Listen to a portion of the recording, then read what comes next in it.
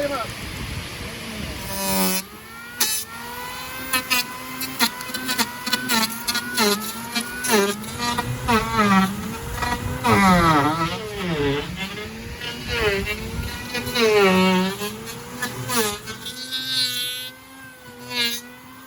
Yes, the James River Bateau Festival coming up June 19th. Well, it's the 5th boat that Roger has built, Huh? and he's the chief craftsman, and we're the laborers that, working on it. But yeah, we cut the log, we cut the trees here on our place, here at the mill, and then we took and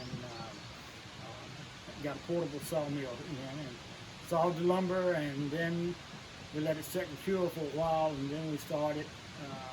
We cut out all the ribs and anything we could do inside, we cut out, and then we built the frame and got the started building the boat.